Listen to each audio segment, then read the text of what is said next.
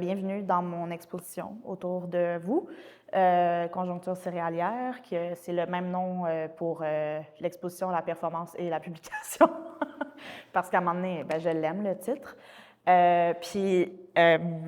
C'est ça, en fait, quand j'ai été invitée par le lieu à faire cette exposition-là, j'ai pensé entrer en dialogue avec Marie-Ève pour cette espèce de discussion-là plus discursive. Ouais.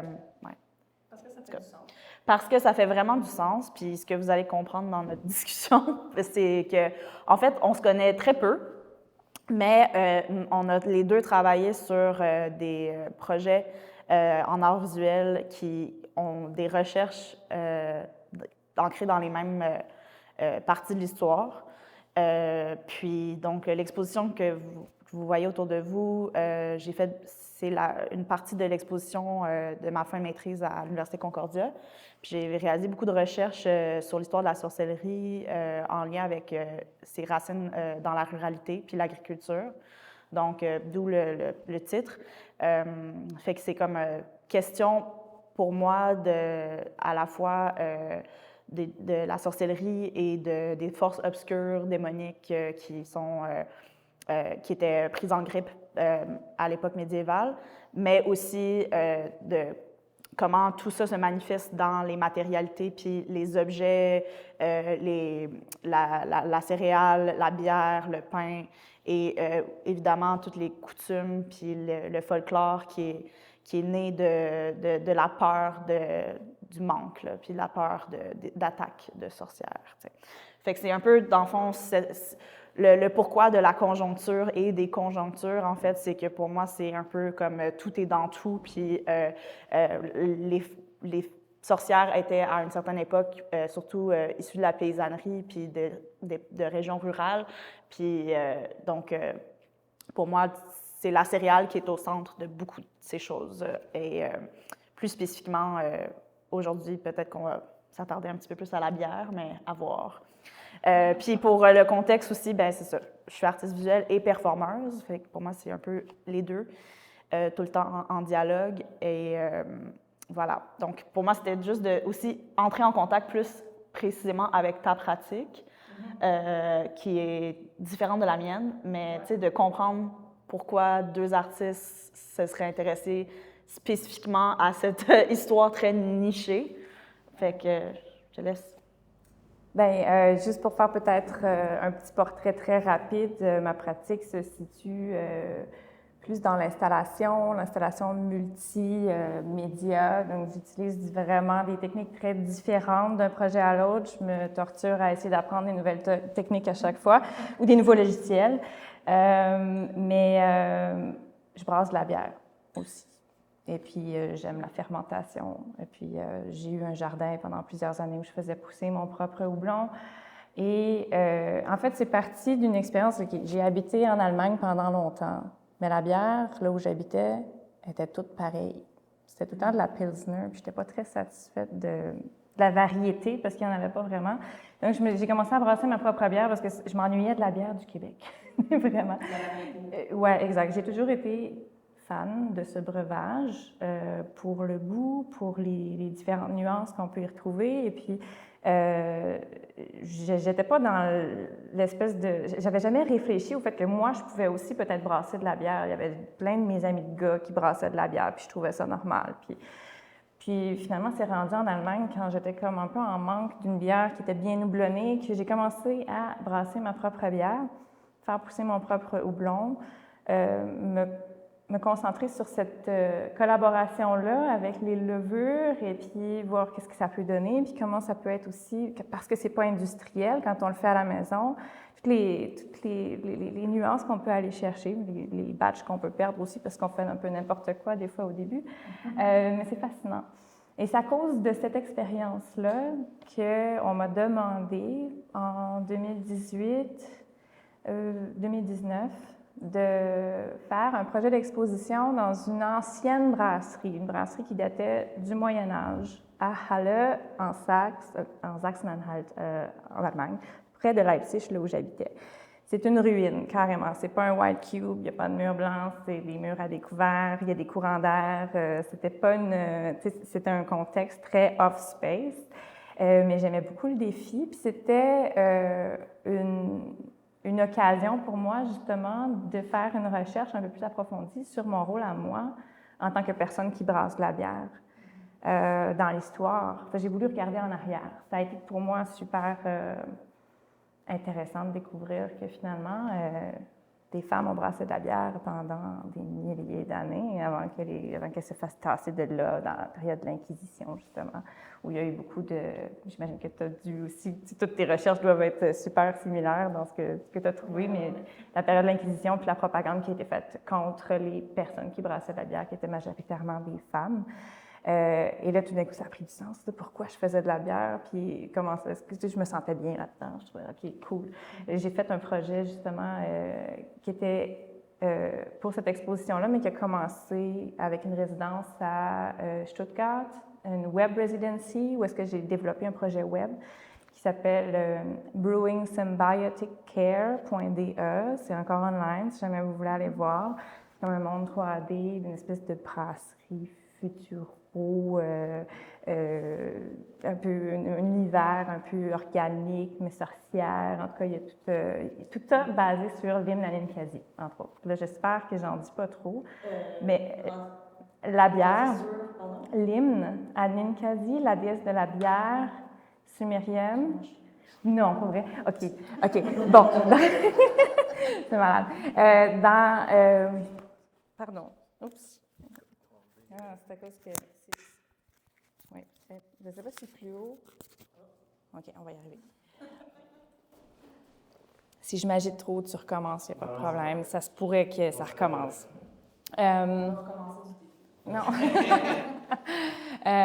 Donc, j'ai essayé d'aller au tout début de l'histoire de la bière, puis évidemment, je pense que c'est pas vraiment possible. Puis j'ai lu un article dans le train ce matin qui disait qu'il y a 13 000 ans, on brassait déjà de la bière. Moi, ce que j'avais comme lu avant, c'était comme il y a 5 000, 4 800, 5 000 ans, là, tu sais. Donc, ils ont fait des nouvelles découvertes récemment qui indiquent qu'il y avait déjà des gens qui n'étaient pas encore... comme on dit, le contraire de nomade, sédentaire, exact, mais qui avait déjà commencé à expérimenter avec de la fermentation de céréales, entre autres. Mais mis ça de côté parce que j'ai pas vraiment lu l'article au complet parce qu'il était en allemand, puis ça me tentait pas trop de lire en allemand ce matin dans le train. Ce que j'avais découvert, c'est surtout une traduction de l'hymne à Ninkasi. C'est un hymne, il y avait beaucoup de déesses ou d'entités qui étaient surtout féminines, qui étaient des déesses de la fermentation, donc de la bière en soi, mais d'autres breuvages fermentés. Et Ninkasi, c'est la déesse sumérienne de la bière. Ce qu'on a retrouvé, c'est des plaques d'argile écrites en cunéiforme. En fait, je ne sais pas comment on appelle ça, la technique qui est utilisée pour... dans l'argile, là, en tout cas. De modelage. C'est comme, je pense que c'est comme des trucs qui sont rentrés dans l'argile, là, mais avec différents outils, une espèce de paille ou poinçonné, ouais, quelque chose dans le genre. En tout cas, je pense qu'on comprend presque ce que c'est. Il y a aussi les rouleaux, là, les fameux estampes qui sont en rouleau. Là, tu écris juste le même texte à répétition. Oui. Donc, il y avait 2 plaques qui ont été retrouvées et ils ont été traduites par je ne sais plus qui. Désolée pour le manque de référence. Donc, j'ai eu accès au texte en anglais. Et c'est une hymne à la déesse de la bière, Ninkasi, mais qui est aussi finalement une recette. Parce que ça explique, ça parle des ingrédients qui sont utilisés pour faire la bière. Et puis, j'ai basé mon projet, entre autres, aussi là-dessus, parce que j'ai créé une bière qui se veut ancestrale, qui se base sur cette hymne-là. Et puis, j'ai modifié les paroles de cette hymne-là pour en faire... en fait, j'ai demandé à un compositeur, un ami à moi, de composer un hymne à la collaboration avec les levures, finalement, parce que les entités déifiées, comme on dit ça, qu'on nommait à ce moment-là, étaient responsables de processus qu'on comprenait pas complètement, qu'on pouvait pas expliquer. C'était invisible, veut pas, les levures, on les voit pas. Puis tout d'un coup, le breuvage, il devient autre chose. Et puis, c'est sûr que c'est l'œuvre de quelque chose qui est plus grand que nous. Finalement, c'est beaucoup plus petit. Mais c'est pas grave. Ici, l'échelle n'est pas importante. C'est vraiment fascinant. Donc, j'ai transformé un peu les paroles pour parler, pour moderniser peut-être cette recette, mais aussi pour rendre hommage aux levures et à toutes ces femmes dont on ne parle plus. Toutes les femmes de l'histoire qui, finalement, parce que c'était un travail domestique, puis qui ont été pas mal tassées de là à un moment donné, bien, ça a été oublié. Donc, aujourd'hui, quand on parle de quelqu'un qui brasse de la bière, mais tout le monde voit un homme, malheureusement, parce que c'est ça, c'est l'image qu'on a. Oui, puis c'est assez paradoxal parce que, en fait, moi, il y a un texte principalement que je me suis basée dans mes recherches sur la bière en lien avec les femmes et les sorcières. Puis eux ont aussi fait une étude un peu comme comparative pour essayer de comprendre comment la marchandisation puis le marketing autour de la brasserie puis s'est transformé pour devenir quelque chose de super masculin, mais aussi quelque chose qui exploite l'imagerie du Moyen Âge, puis de la beuverie ou quelque chose comme ça, comme un peu comme un univers, puis pour vendre la bière, alors que c'était pas... C'est un peu comme anachronique, là. C'est pas comme vraiment... en tout cas, c'est ça, exactement ça. Ça exploite l'imaginaire d'une époque à laquelle les hommes ne brassaient pas nécessairement tant que ça la bière. Fait que c'est comme... eux, ils sont un peu interrogés là-dessus. Puis justement, moi, je connaissais pas la déesse dont tu parles. J'ai comme un peu lu sur justement à quel point il y avait un rapport spirituel à la bière, puis ce breuvage-là dans les spiritualités de différentes époques, puis dans différentes cultures, comment que ça avait plus ou moins d'importance. Mais je me suis surtout intéressée, en fait, pour donner un contexte. S'il y en a qui connaissent déjà ça, je vais radoter, mais pour donner un peu un contexte, il y a eu des théories historiques qui supposaient que le stéréotype de la sorcière au chapeau pointu et au balai, tout ça, viendrait peut-être de l'imagerie et des vêtements et des traditions de la alewives. Donc, les brasseresses et en anglais, alewives, ont peut-être... donc, en fait, la théorie à la base, c'était comme quoi, bon, si la bière est prête, on va mettre un balai sur la porte, exactement. Il était dit aussi que les alewives allaient plus souvent porter des chapeaux pointus pour se différencier. Puis... Parfois, mais oui, c'est ça. voir sur les places de marché. Exactement, pour attirer comme le regard. Puis aussi, bon, on pense à comme le gros chaudron plein d'écume dans le brassage, le fait qu'on va avoir des chats pour chasser les souris, tout ça. Donc, ça peut comme vraiment rapidement créer l'image qu'on a dans la culture populaire de la sorcière pourrait avoir des liens avec les brasseuses de bière.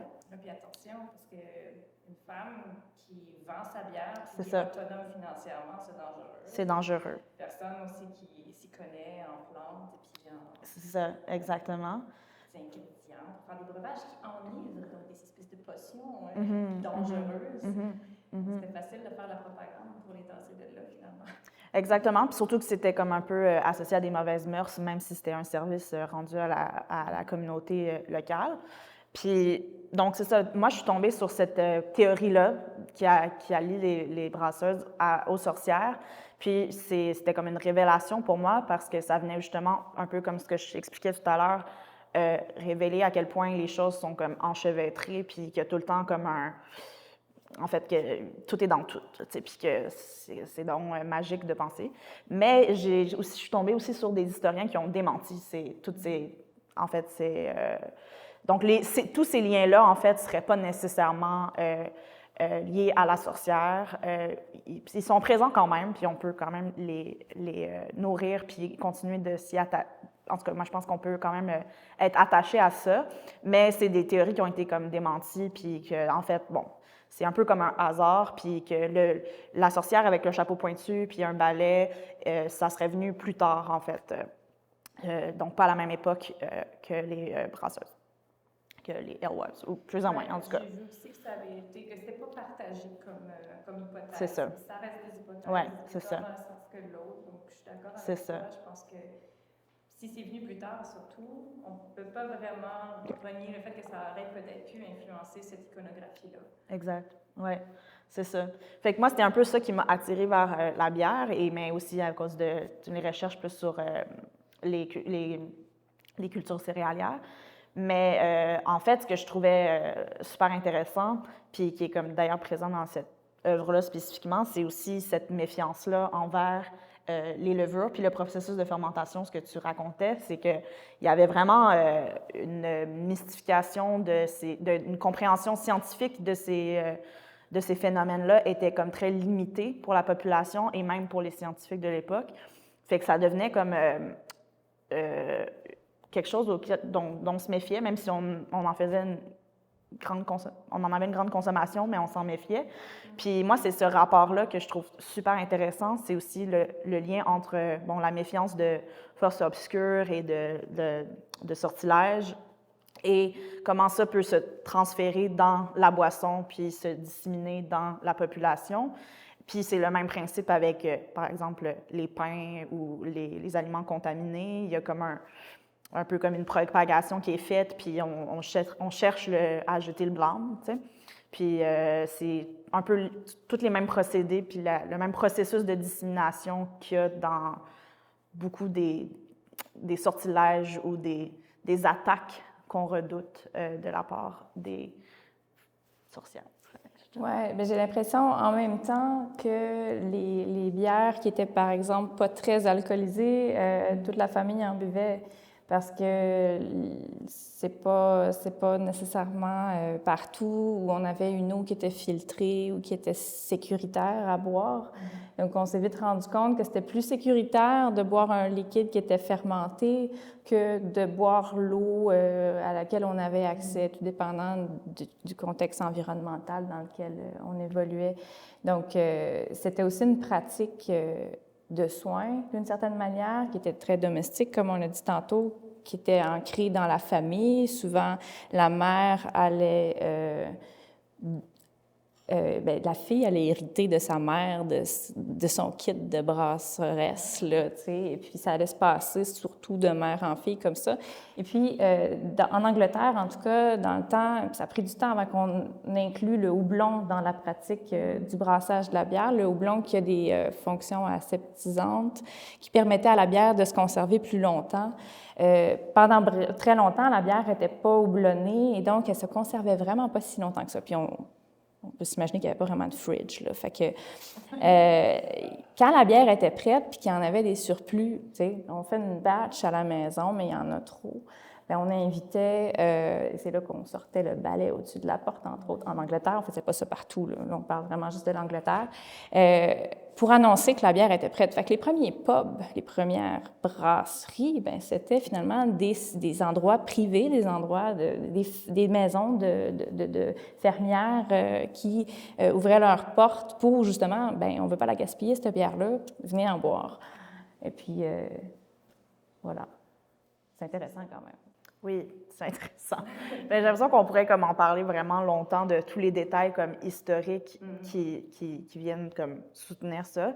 Mais aussi, tu sais, la raison pour laquelle j'avais envie de dialoguer avec toi, c'était aussi de comprendre qu'est-ce qui fait qu'on vient faire des... Tu avais utilisé le mot plongeon, mais tu sais, un plongeon dans l'histoire, puis... tu sais, ces espèces de... Bon, je pense que beaucoup d'artistes travaillent avec des fascinations pour des sujets puis viennent l'approfondir.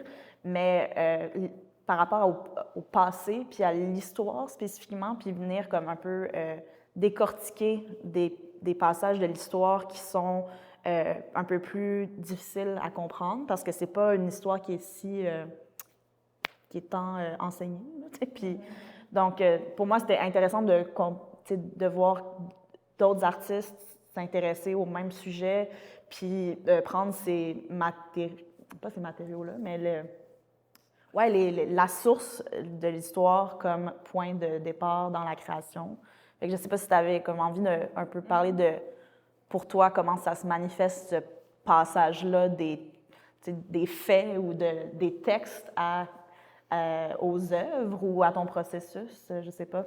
Oui, ben, je pense que c'est venu très naturellement. Je n'ai pas trop réfléchi. Quand on m'a demandé de faire cette exposition-là, je suis allée dans cette recherche-là pour essayer de... C'est quand j'ai découvert justement que la place des femmes dans le brassage de la bière avait été prépondérante pendant tellement d'années. Je me suis dit, oh, attends, là, comment ça se fait que moi, j'en ai jamais entendu parler? Puis comment ça se fait qu'il n'y a personne qui le sait? Je pense que c'est devenu à ce moment-là une espèce de... Je me suis donné comme job de le rendre un peu plus visible, tu sais. Puis je pense que les arts visuels ont le pouvoir de rendre les choses visibles. Donc, peu importe la portée que je peux avoir avec ça, si je peux au moins, tu sais, provoquer des discussions, qu'on parle de cette histoire-là qui est effacée parce qu'elle n'est pas racontée. Justement, remettre ces récits-là sur la table et puis qu'on s'en rappelle collectivement, je pense parce que c'est important. Puis je trouve ça inspirant de regarder le passé puis de voir comment ça a été transporté dans le temps, pourquoi il y a certaines choses qui ont été gardées puis d'autres pas. Qu'est-ce que ça démontre comme relation de pouvoir dans notre société, et puis il est où le potentiel de critique là-dedans? Je trouve qu'il est énorme. Donc, je ne sais pas pour toi comment ça s'est produit, ce plongeon dans le passé-là.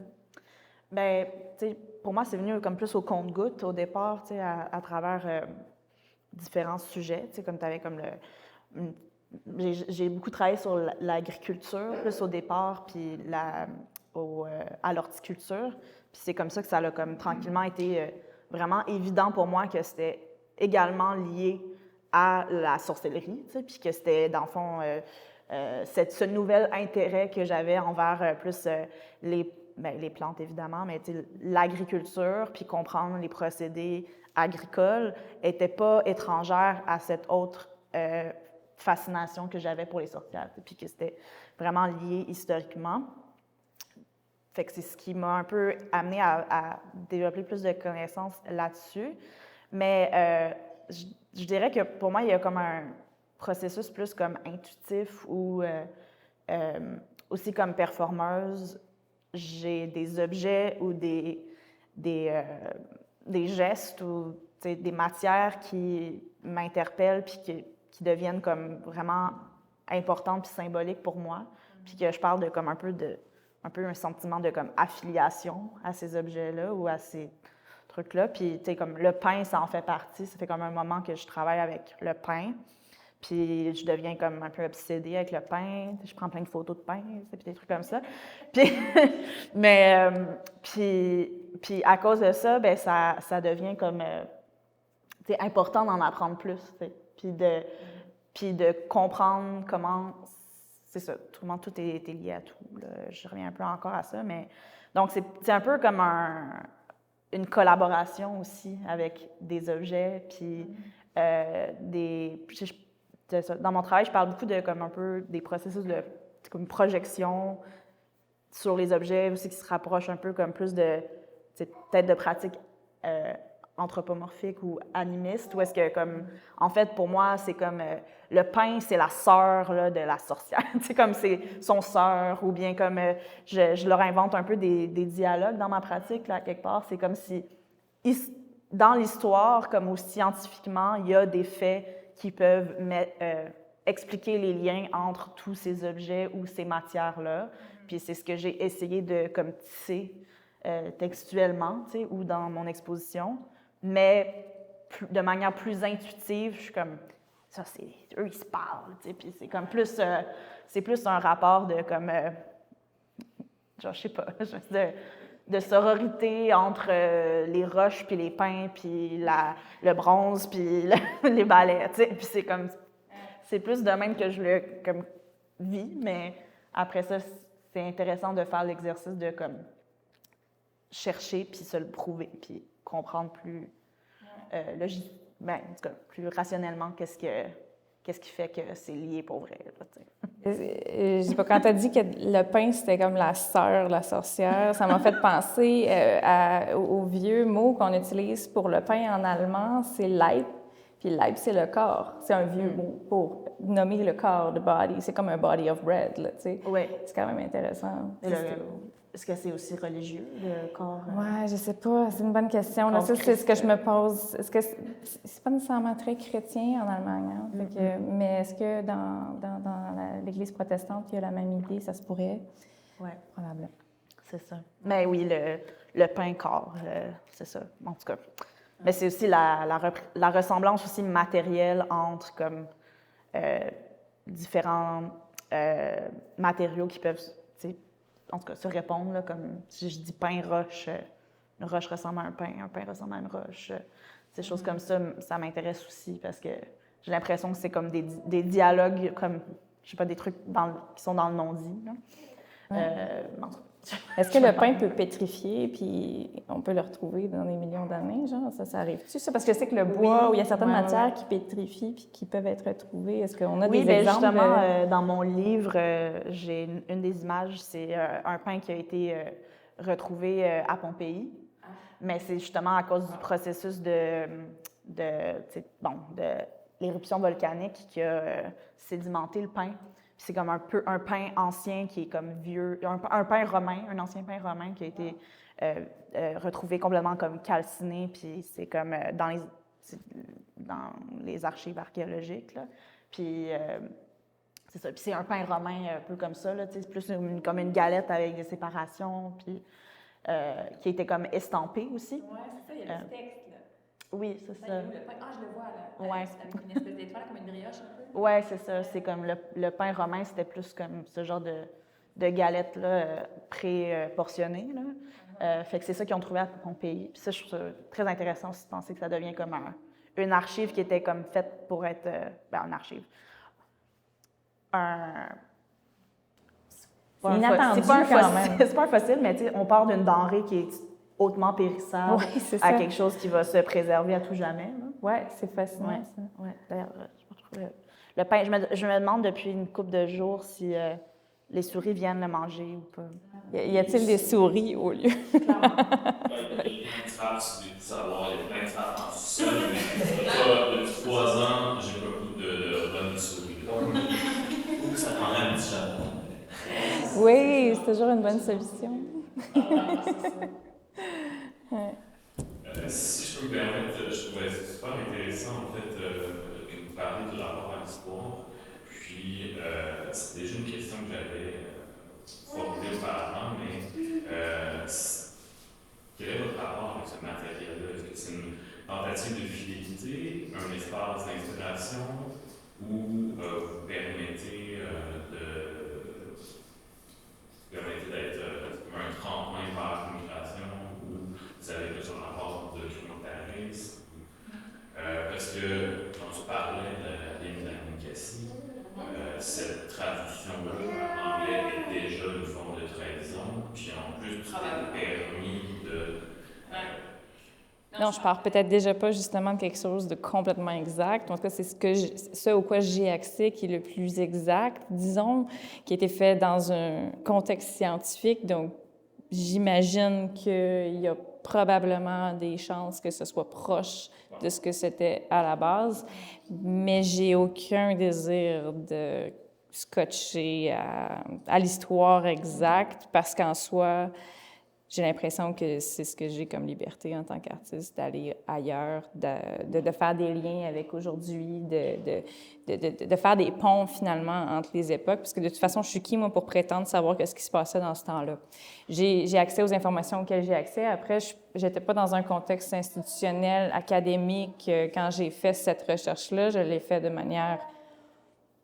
à ma manière, disons. Je l'ai fait quand même... Oui, je l'ai fait quand même profondément, mais je me suis arrêtée à des choses de façon très intuitive. Et puis j'ai grabé ça, ça, puis de mon expérience avec le brassage de la bière, avec le jardinage, avec tout ce qui se passe autour de ça, c'est tout ça, ça a informé ce que j'ai produit finalement. Puis effectivement, la figure de la sorcière est rentrée dans cette histoire-là à travers les lectures que j'ai faites, et puis j'ai été fascinée. Comme toi, j'ai comme wow. Puis à ce moment-là, j'étais en Allemagne. En Allemagne, j'ai l'impression qu'il y a quand même encore beaucoup de passation de savoir, pas dans toutes les familles, mais par rapport aux tisanes, entre autres, par rapport aux herbes, par rapport aux champignons dans la forêt, etc. Quelque chose que j'avais complètement auquel je n'avais pas accès ici. Tu sais, j'ai Trois-Rivières, mes parents ont toujours été assez urbains, pas beaucoup de connexion avec la forêt. Puis je pensais que je pouvais m'en sortir comme ça pour le reste de ma vie, mais c'est no good. Je pense que c'est excessivement important d'avoir une connexion avec les autres entités qui nous entourent, les autres espèces. Tu parlais de tout et dans tout, les mutuelles dépendances. On est dans un écosystème dans lequel tout est interdépendant, puis d'ignorer ou de se placer au-dessus de d'autres entités dans cet écosystème-là, ça fait aucun sens au final. Je pense qu'on peut travailler ensemble dans le meilleur des mondes. Mais ouais, au niveau de l'histoire, justement, c'est ça. J'ai été dans les directions où j'avais envie d'aller, puis évidemment, ben, c'est ça, ça s'est sorti dans plusieurs médiums, donc web, bière, hymne, que j'ai chanté d'ailleurs à 8 voix dans un studio, donc 8 fois moi. Je me disais, genre, cet hymne-là, ça devait être, parce que c'est comme une recette, ça devait être quelque chose, parce qu'il y a beaucoup de répétitions aussi dans l'hymne.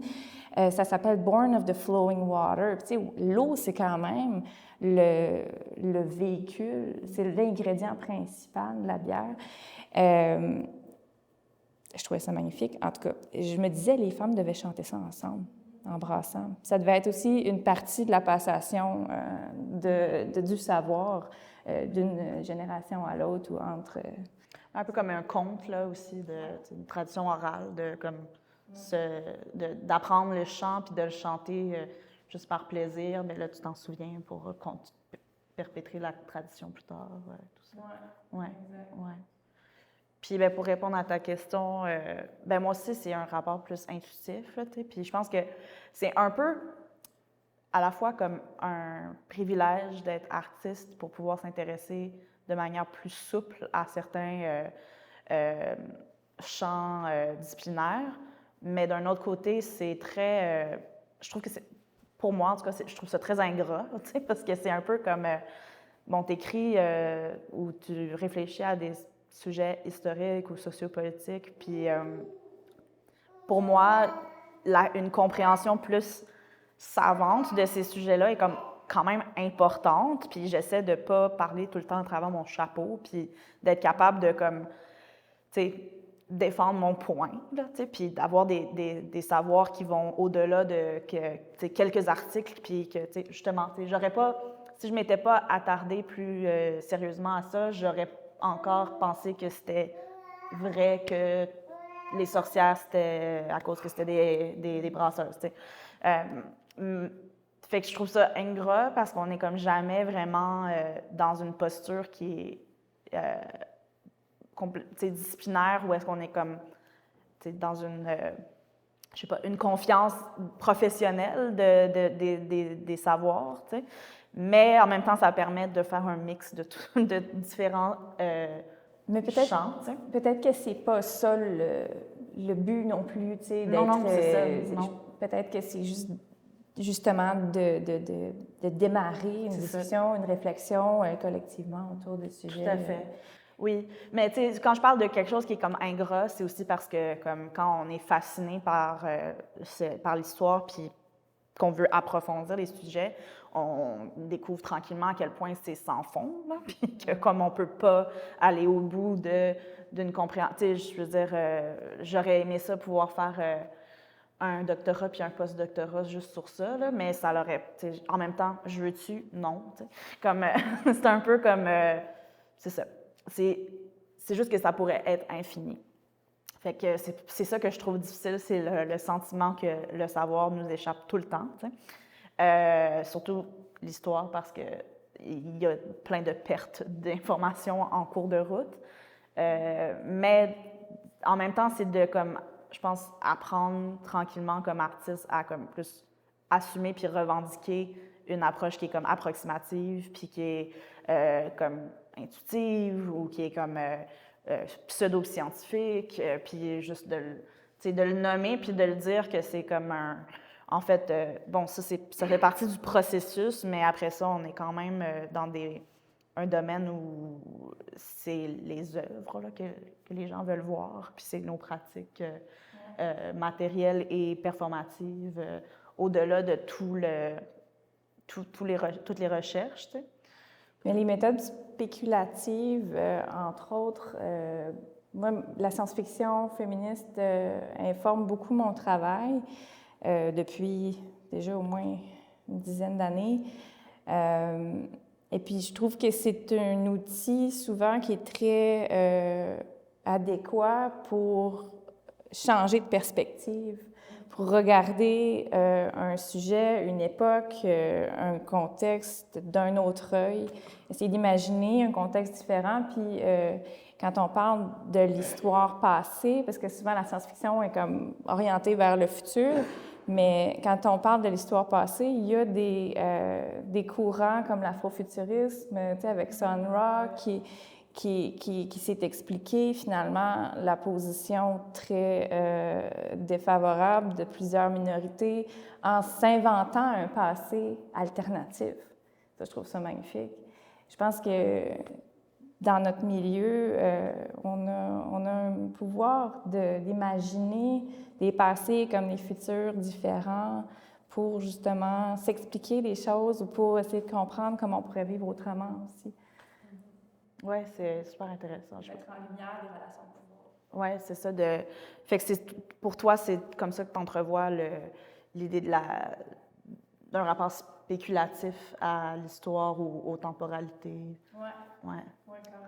Vraiment intéressant. Moi, je pense que, puis j'en parlais un peu cette semaine avec Steven, je trouve ça génial d'entendre d'autres mots puis d'autres, théories qui peuvent comme soutenir ça, parce que pour moi, c'est plus un rapport de un peu comme collage ou mash-up, tu sais. Puis c'est un peu plus comme dans l'absorption de tous ces savoirs-là ou ces connaissances-là, qu'elles soient comme plus historiques ou intuitives. J'ai comme un peu une envie dans la performance ou dans mes œuvres de faire dialoguer différentes temporalités, tu sais, puis de comme un peu, quelque part, vivre des fragments d'histoire dans mon corps ou dans la performance, dans l'action, puis de comme un peu convoquer ça. Fait qu'à quelque part, c'est un peu... Invoquer. Ouais, invoquer, ouais. C'est ça, un peu comme...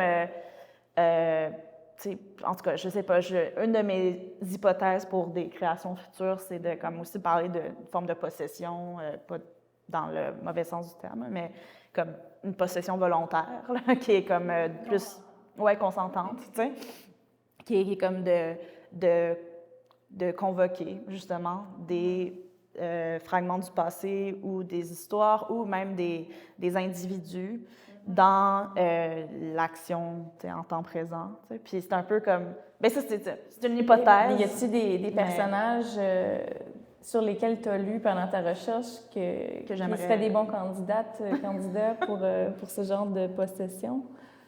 Pas spécifiquement. Je pense que c'est un peu... ça serait vraiment une bonne... La Mother Goose, là, je la trouverais vraiment intéressante. Ça serait comme... ouais, j'ai pas lu de... Je suis pas tombée sur beaucoup d'individus comme uniques, là, dans mes recherches, mais en même temps, je serais prête aussi... tu sais, là, je niaise un petit peu, mais tu sais, je serais prête aussi à une possession de... Je sais pas, genre... un vieux pain, là, tu sais, des trucs comme ça. Le non-humain aussi, OK, oui, c'est beau. Ouais, mais aussi, ouais, c'est ça, mais tu sais, j'ai aussi beaucoup d'inspiration qui vient voyons, je perds mes mots, là, de superstition, puis du folklore. Puis il y a des des récits de folklore ou de manières de se protéger puis de se désorceler qui sont, je trouve, vraiment fascinantes. Puis aussi des créatures qui font partie du folklore que j'adore, là, que j'en parle un petit peu dans mon mémoire, mais comme le krat estonien, ça, c'est quelque chose que je capote. C'est comme, en fait, il y a une légende estonienne qui veut que si tu as besoin d'aide dans ta vie à la campagne, à la ferme, si tu as besoin d'aide à ta ferme, par exemple, tu vas vendre ton âme au diable, rien de moins, en échange d'un serviteur. Puis les krats sont des créatures qui sont comme créées par un mélange d'outils agricoles et de paille et des ossements et tout ça. Ça va créer comme une espèce de golem. Ouais, c'est comme une espèce de collage vivant. Puis cette créature-là va devenir comme ton helper, puis ton serviteur, puis il va pouvoir faire des vols pour toi, aller voler des choses, puis comme des choses comme ça. Puis c'est magnifique de penser à ça de cette manière-là, puis que les gens sont prêts à vendre leur âme pour avoir un coup de main, tu sais. Puis il y a un autre fragment de folklore qui est plus de l'Islande, qui est le Tilbury, puis c'est comme similaire, c'est un peu comme un mélange de différentes matières qui est comme ensuite activé par les femmes qui viennent cracher. En tout cas, je vais pas... Je suis en train de donner trop de détails, mais bref, c'est une autre créature qui... la seule manière de le tuer puis de s'en débarrasser, c'est de leur confier des tâches qui sont pas atteignables. Fait que ça, je trouve ça juste incroyable, comme la signification que ça a de, comme, en fait, pour avoir... c'est ça, si tu veux un helper, puis que cet helper-là est fait elle prend vie grâce à la magie, mais ça peut se revirer contre toi, puis si tu veux t'en débarrasser, il faut que tu leur confies une tâche, puis ils vont se tuer à la tâche. T'sais. Puis ça, je trouve ça incroyable de penser qu'on a créé des mythes qui viennent personnifier notre rapport au travail aussi. Là. Ouais, en tout cas, c'est ça. Mais c'est pas nouveau, en fait, c'est ça, l'idée de construire justement la légende du golem, c'en est un être fait avec de la boîte, là, finalement. Puis ça se transmet, c'est ça, jusqu'au cyborg d'aujourd'hui. Oui, c'est ça. Je fais des liens avec la science-fiction puis avec mes fascinations, là, mais c'est parfait. C'est juste un film où il y a des crats. Ah ouais? Oui, le film November. Oui, c'est ça. Oui, je voulais vous le suggérer, d'ailleurs. Ouais. c'est un film estonien. Oui, c'est un film estonien assez récent, mais qui est justement magnifique. J'aime vraiment beaucoup. Puis justement, ce qui est super intéressant dans ce film-là, puis c'est pas vraiment un punch, mais en tout cas, à un moment donné, il y a quelqu'un qui veut faire un krat avec un bonhomme de neige. Puis là, ça devient comme un peu comme inhabituel parce que le krat peut comme ensuite se transformer puis en vapeur, puis en eau, puis traverser par... En tout cas, bref. Super poétique. Ouais. Bref. Fait que je sais pas si vous avez envie d'ouvrir à plus de questions. Ouais.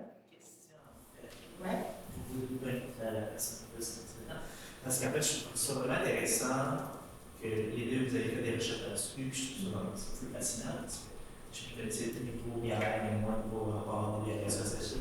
Ouais. Mais en fait, c'est ton mari et toi par rapport à l'Allemagne, c'est à travers de ça qu'il fait qu'on commence à rechercher. Qu'est-ce qu'il y a recherche un peu plus pour le tour de l'Allemagne en Europe? Oui, effectivement. Même chose pour toi. Alors là, je me demandais si c'est à travers vos recherches où il y a des moments où, parce que je trouve tout le rapport souvent de la femme qui fait justement des fermentations, qui travaille, un travail quand même très familier dans le temps, mais dans certaines régions du monde, en Amérique du Sud, en Afrique, ça existe encore le rapport du folklore mélangé à l'animisme, mélangé à tout ça, je trouve que souvent, quand on parle de sorcellerie, c'est toujours très urbain, puis c'est toujours comme en confrontation, mettons, à la religion. On parle très peu, mettons, des pratiques qui sont full courantes, mais comme plus douces, qui existent encore, puis qui sont quand même, tu sais, que ce soit les hindous ou d'autres rapports qui sont. Je sais pas si lui, il explorer les Même au Mexique, il y a la figure de Pulque Quema, qui est la déesse origine mexique pour la pulque, qui est une sorte de fermentation qui est un Est-ce que ça consiste en mâchant du maïs, genre, puis en le recrachant? Parce que j'ai lu certaines affaires là-dessus, mais c'est ça, l'accès au savoir, tout dépendant où est-ce que tu te situes, n'est pas toujours ultra évident. Puis si j'avais évidemment, si je faisais un doctorat là-dessus, puis j'avais des fonds pour faire de la recherche, peut-être que là, ce serait possible d'aller chercher le savoir aux endroits où est-ce qu'il est plus raconté, qui est écrit, puis où est-ce que ben, c'est ça, ça pourrait diversifier définitivement le type d'histoire qu'on sort avec, là, tu sais. Ça serait vraiment intéressant. Oui, moi aussi, je trouvais qu'en fait, beaucoup dans ces thématiques-là, presque tous les ouvrages puis les sources comme tournaient autour de l'Europe de l'Ouest, beaucoup, mais moi, ça m'intéresse aussi la contribution de l'Europe plus de l'Est, puis des pays nordiques, puis là, après ça reste quand même super limité.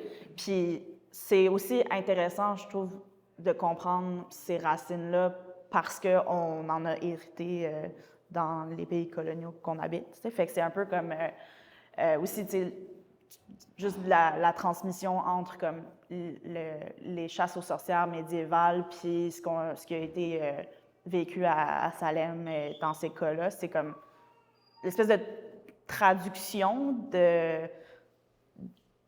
en tout cas, à une autre époque de ça, c'est super intéressant.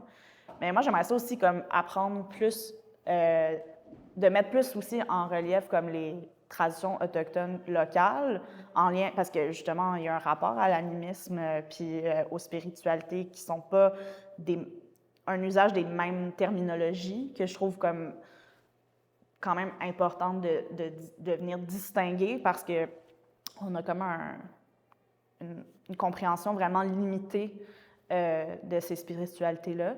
Puis, au même sens, tu sais, tout ce qui est, le folklore que j'ai comme étudié, c'est quelque chose qui existe au Québec, là, tu sais, puis qui est quand même présent juste d'autres manières, là, tu sais, ou même des fois, c'est les mêmes mythes, mais ils sont juste d'autres noms.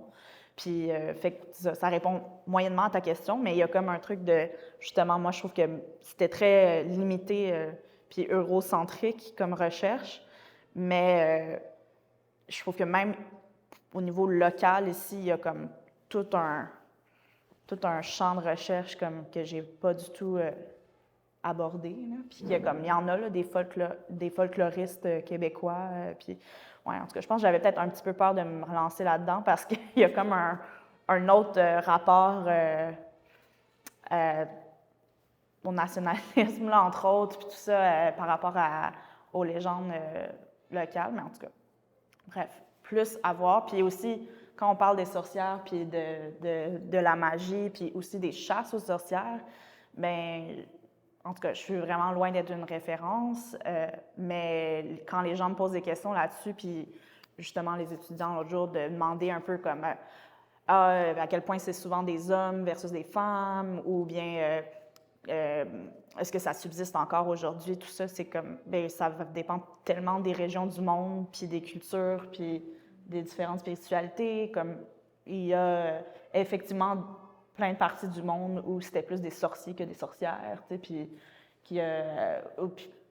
puis même comme, tu sais, Silvia Federici, dans ses recherches sur les chasses aux sorcières, fait des liens aussi avec des formes de persécution qui existent actuellement, puis qui continuent d'être présentes dans différentes régions du monde. C'est sûr que, bon, elle parle de comme pays du tiers-monde, là, mais en tout cas, je pense que il y a des liens à faire avec comment ça perdure, puis comment c'est vivant d'autres manières dans différentes régions du monde, mais aussi dans la manière que ça se manifeste dans nos actualités ou dans notre climat actuel. En tout cas, c'est un peu un lien assez évident à faire, là, mais il y a d'autres sortes de chasses aux sorcières qui existent. Ouais. Et c'est quoi les rapports aux différents types de levures? Comment je sais pas trop. C'est quoi la question? Oui, c'est quoi la question? Ben, les levures, Ouais. la façon dont ça agit sur le pain, sur les liquides, pour la fermentation, c'est quelque chose qui était mal compris. Ouais. Mais c'était aussi un peu secret, tout le monde avait un peu sa recette et sa façon de faire. Les levures, elles sont sauvages à la base. Hein? On n'a pas vraiment besoin d'ajouter de la levure dans un environnement qui est favorable aux levures. Les levures, elles sont sur notre peau, dans nos cheveux, il y en a sur la table, il y en a partout. C'est pour ça qu'on a des fermentations spontanées, qu'il y a différentes méthodes de fermentation qui permettent ça. Puis c'est pour ça que dans le temps, il s'en passait pareil, la fermentation, parce qu'il suffisait de le laisser dans un environnement propice et puis ça se passait. Mais les levures, elles sont toujours en combat avec d'autres bactéries. Quand elles ont trouvé un spot vraiment le fun avec beaucoup de sucre, là, il y a du fun à se faire, là, il y a beaucoup de nourriture, mais elles sont en compétition avec d'autres bactéries, surtout dans des environnements qui sont peut-être plus domestiques, moins sanitaires, selon les normes de je sais pas quoi. Là, dans une cuisine moyenâgeuse, je ne suis pas sûre qu'on avait la possibilité de désinfecter les contenants avant de mettre le breuvage dedans pour le fermenter.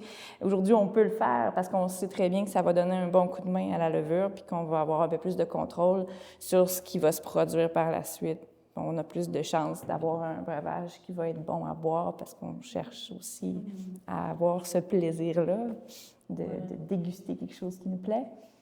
Mais c'est fascinant. Moi, je ne suis pas scientifique du tout, là, mais je trouve ça absolument fascinant, les relations de l'invisible, finalement, dans les fermentations. Ouais. Mais c'est vraiment fun de t'entendre parler de l'aspect plus comme microbien là, de tout ça. Puis moi, je me suis intéressée aussi à comme plus le vocabulaire puis le langage qui était comme utilisé pour décrire le pain ou les levures à une époque où il y avait une moins grande compréhension, justement, ou plus d'imprévisibilité dans ces pratiques-là. Puis justement, de parler de comme... Tu dis c'est sauvage à base, mais de parler de levure sauvage, ça avait quand même une autre connotation dans les livres de scientifiques, ça se retrouvait comme ça, puis c'était un peu comme... aussi, on attribuait beaucoup la fermentation comme processus à la putréfaction. Puis dans le fond, il y avait comme au fil des décennies, au fil des époques, ça a comme beaucoup oscillé le rapport que les gens avaient face aux levures, puis à l'ajout de levain dans le pain ou à l'ajout de doublons ou d'autres substances dans la bière. C'est comme si, par exemple, le pain de levain, le pain de... l'ajout de levain dans le pain était comme, à une certaine époque, plus mal vu, parce que c'était comme si on prenait plus de risques, puis qu'il y avait comme quelque chose de plus, pas sorcier, là, mais en tout cas, quelque chose d'un peu sale ou de corrompu qui était comme mis dans le pain. Fait que il y avait toute une forme de comme débat, je pense, dans les sciences de l'époque, de savoir si on venait gâcher l'aliment ou pas avec cet ajout-là. C'est pour ça l'hostie, c'est sans levain, parce que c'est du pain qui est pas goûté. C'est une bonne question. Je pense que, ben, c'est une bonne question. Moi, je pense que ça peut potentiellement aussi venir de tradition juive aussi, là, peut-être. Ah, quoi? C'est ça. Mais Mhm. est-ce qu'il y a une corrélation entre ces deux idées-là? C'est une bonne question. Je sais pas. Je pense qu'il y a probablement plus l'idée de faire comme un aliment qui se conserve bien, puis qui est comme sec, puis c'est ça. Je pense que, mais en même temps, ça me fait penser que il y a toutes sortes de récits par rapport au pain sans levain, là, puis tout ça. En tout cas, bref, je pense comme aux Juifs qui ont besoin qui mangent du pain sans levain là, pour Passover, puis tout. En tout cas, bref. À voir. Je ne sais pas. La conservation, c'est quand même un enjeu super important quand tu n'as pas de frigo. Là. Fait que je pense que ça doit être un truc principal dans cette histoire-là. Ouais. D'ailleurs, je voulais le nommer tantôt, je ne l'ai pas nommé, là, mais le houblon, c'est Hildegard von Bingen, qui est une nonne mystique allemande qui s'est intéressée vraiment intensément à la biologie, qui est arrivée avec cette idée-là d'ajouter le houblon dans la bière. Je voulais le nommer parce que c'est aussi une femme qui a contribué à cette chose. Voilà, dont on ne parle pas beaucoup. Mais... Une nonne, même. Ouais. Mais c'est aussi, au début de la conversation, de t'entendre parler de brasser la bière, faire pousser le houblon, tout ça, je trouve ça bien intéressant parce que je me suis fait demander tellement de fois avec l'exposition si je faisais mon pain, puis si je faisais ma bière. T'sais. Puis c'est comme s'il y a un désir en voyant ces éléments-là dans les œuvres, que ça soit tout fabriqué from scratch. Là, puis je suis comme, non, je fais juste du bronze. Je fais juste ça. Là, comme, fait que c'est vraiment super intéressant aussi que toi, tu es passé au travers de tout le processus, puis même de faire pousser tout ça. Comme, c'est quelque chose auquel j'ai déjà réfléchi, de, mettons, faire pousser du sorgho pour fabriquer un balai, puis des choses comme ça, ou venir justement, faire pousser du houblon pour peut-être produire des œuvres avec ça, je ne sais pas. Mais je trouve ça aussi vraiment drôle que les gens sont obsédés avec avoir tout fait. Parce que c'est des savoirs qui sont... C'est des savoirs qui sont infinis. Totalement. Ouais. Je veux dire, il n'est jamais trop tard pour commencer. Non, c'est ça. Mais j'ai comme allô, c'est ça, vraiment un grand respect pour les gens qui ont comme la capacité à faire du pain puis faire de la bière. Puis c'est ça. C'est comme un peu aussi le fun de compter sur des gens qui le font mieux que soi. C'est vrai aussi. Ouais. Je vais vous poser une question. Est-ce que vos références historiques dans lesquelles vous puisez sont toujours dans un contexte de catholicisme ou c'est antérieur à ça? Mais là, ta déesse de la bière, c'est pas mal antérieur. Là. Pas mal antérieur, puis j'ai trouvé d'autres déesses. Il y avait Ténétet, égyptienne, il y avait Wareza. On est dans l'Afrique. Il y en avait plusieurs, des déesses. Je les nomme toutes dans mon hymne, d'ailleurs. Mais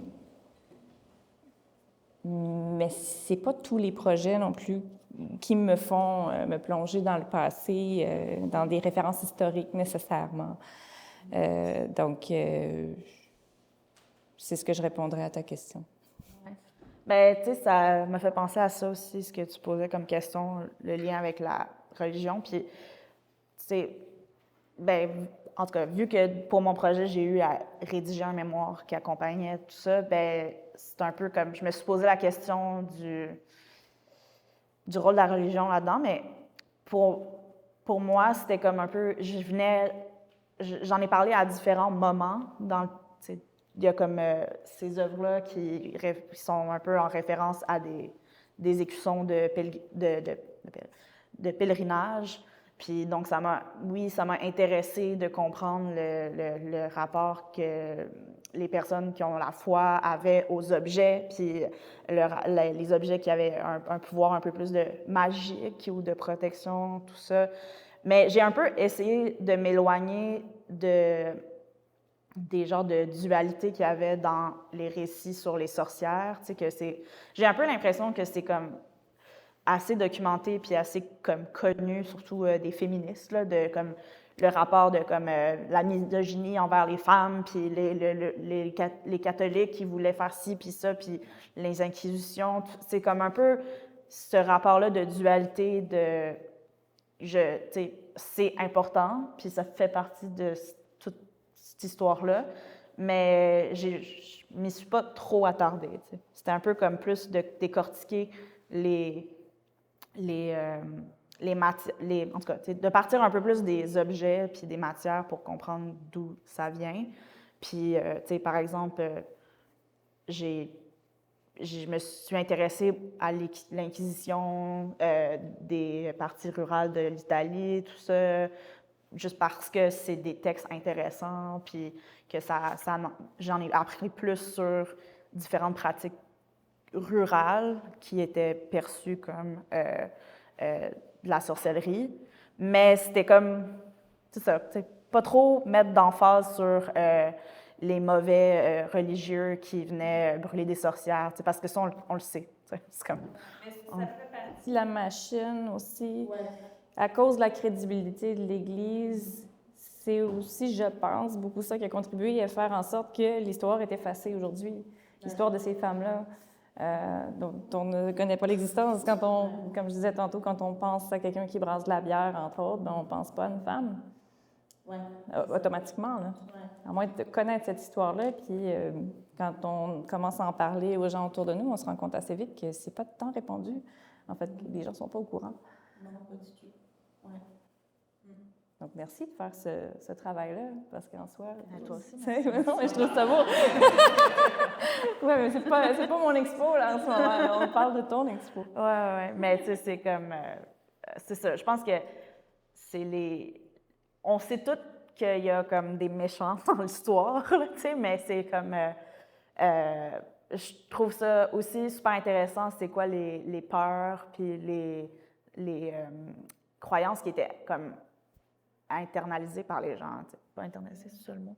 En tout cas, ben, parce que à quelque part, si les gens sont superstitieux, c'est parce qu'ils ont intégré ces connaissances-là puis ces savoirs-là puis qu'ils ont peur pour vrai. Là, fait que, je pense que c'est ça. Je pense que ça m'intéresse plus la manière que les gens ont internalisé ça dans le folklore ou comment les sorcières se sont comme matérialisées dans différents matériaux, comme dans le pain, dans le balai, dans la bière, tout ça, plutôt que comme de venir documenter encore une fois en tant que non-historienne le rapport à l'Église, là, tu sais, que... Il y a d'autres monde qui racontent bien. Ouais. C'est ça. Commentaires. C'est pas obligé d'être des questions, ça peut être des commentaires. Sûrement qu'il y a des fois aussi, le monde, ils savent des choses que nous, on ne sait pas, puis ça serait le fun. Échanger les savoirs sur la bière. Ou les... Je fais juste le rapport à comme la précision de l'histoire intéressante, que tu sais, au sens que, tu sais, quand tu parlais des femmes vendues, sont-elles des sorcières ou pas? Au final, ma pensée, c'est on s'en fout un peu. Si ça c'est pas vrai, on s'en fout, mais si ça évoque une imagerie qui résonne, puis il y a des choses d'intéressantes avec ça, je me dis pourquoi pas, je rappelle quand on était allé au Saguenay, puis une de tes amies nous avait dit que le lac Saint-Jean n'est pas vrai. C'est pas vrai que le lac Saint-Jean il est comme 35%, c'était à inondé, c'était pas vraiment la taille est gonflée. La taille est vraiment très très gonflée, mais juste dire que le lac Saint-Jean c'était pas un vrai lac. Je sais pas, il y a vraiment une imagerie qui pensait que je revenais à Québec, puis je suis au le lac Saint-Jean était pas vrai. C'est pas vrai vraiment. Mais c'est chaud de cette idée-là quand même qu'il y a des fois une imagerie ou un élément historique qui est comme peut-être partiellement faux, mais qui vraiment il résonne quelque chose qui est vrai. Des fois, peut-être même avoir un poids artistique ou une imagerie intéressante. Mais exactement. Puis moi, je pense que c'est comme cette espèce de traduction-là ou cette influence-là de différentes théories qui persistent, qui nourrit beaucoup la culture populaire puis les mythes. Puis que c'est super intéressant de savoir qu'il existe, même si il y a du monde qui l'aurait démenti, puis tout ça. Puis moi, c'est aussi ça que j'ai été fascinée pendant une longue partie de ma dernière année de vie. C'est l'ergot, le champignon d'ergot. Ça dit-tu quelque chose? Non. Mais c'est le champignon d'ergot, c'est aussi une autre théorie que beaucoup d'historiens partagent sur un des éléments qui aurait pu amplifier différentes hystéries collectives ou chasse aux sorcières. C'est un champignon qui pousse dans des grains, les céréales, dont surtout le seigle. Donc, c'est pour ça qu'on l'appelle souvent l'ergot de seigle. Puis c'est le champignon qu'on a utilisé pour synthétiser le LSD. T'sais. Fait que c'est comme ça crée des hallucinations comme le LSD, mais c'était aussi, vu que c'était une intoxication alimentaire, ben ça crée aussi des symptômes physiques, puis de la gangrène, puis des trucs vraiment pas le fun. C'était involontaire, tu sais, c'était pas récréatif. C'était comme... puis, tu sais, moi, c'est encore une fois, la propagation des choses par les aliments ou par... ça en fait partie parce que, bon, si on récolte les grains qui sont contaminés, puis qui s'en vont au meunier, puis qu'il y a une collectivisation de la farine et des fours, puis du pain, ben il y a une propagation qui est communautaire, puis qui est locale. Puis dans ces localités-là, ben on peut peut-être d'un coup vivre des maux, puis vivre de la paranoïa, puis accentuer des croyances qu'on vit déjà, des croyances qui sont déjà présentes, comment ça peut les amplifier.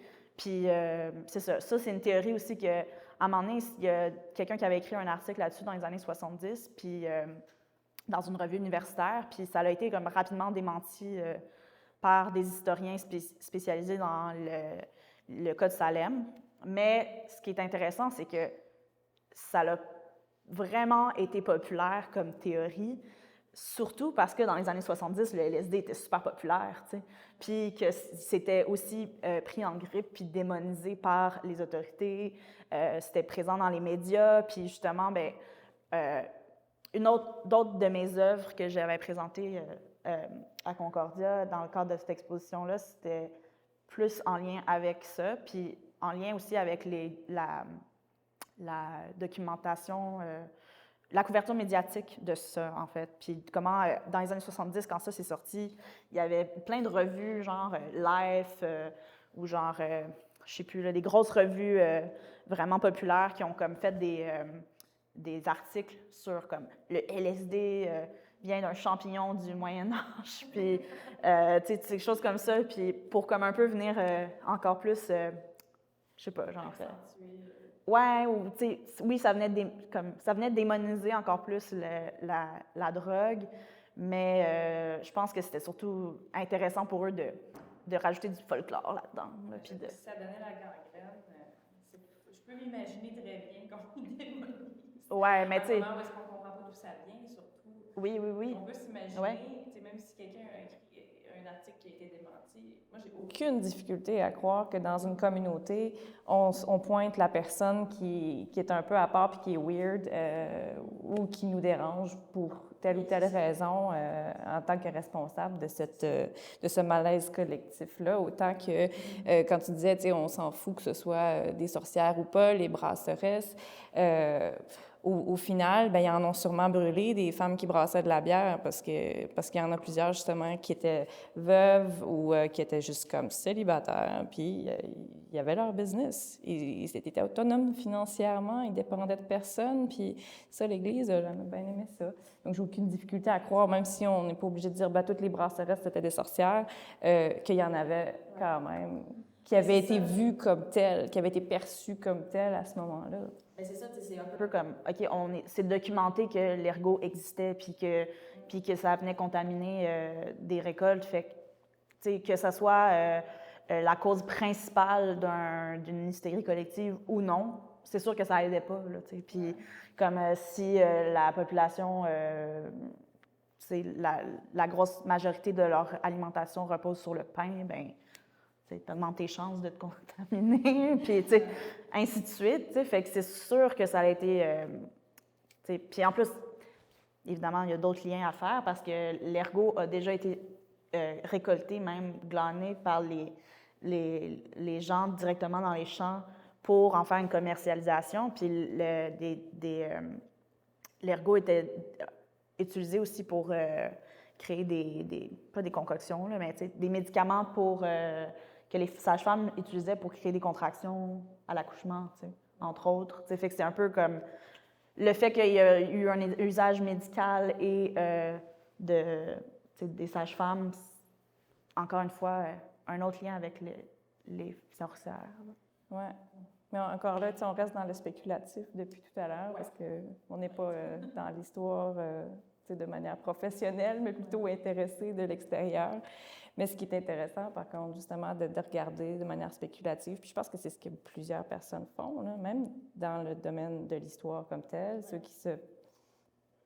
ceux qui font de la recherche, ils n'ont pas le choix, à un moment donné, d'établir des espèces d'hypothèses par le biais de spéculation pour essayer d'établir qu'est-ce qui s'est réellement passé, puis pour essayer de raconter une histoire. Mais évidemment, les savoirs sont situés. Ils partent de leur propre perspective la plupart du temps. Donc, c'est ce qui est intéressant, justement, de toujours réactualiser, de toujours aussi être consciente et conscient de notre position dans l'histoire par rapport à ce passé-là ou le futur spéculatif, selon où est-ce qu'on veut regarder. Moi, ça me fascine, en tout cas, j'aime ça.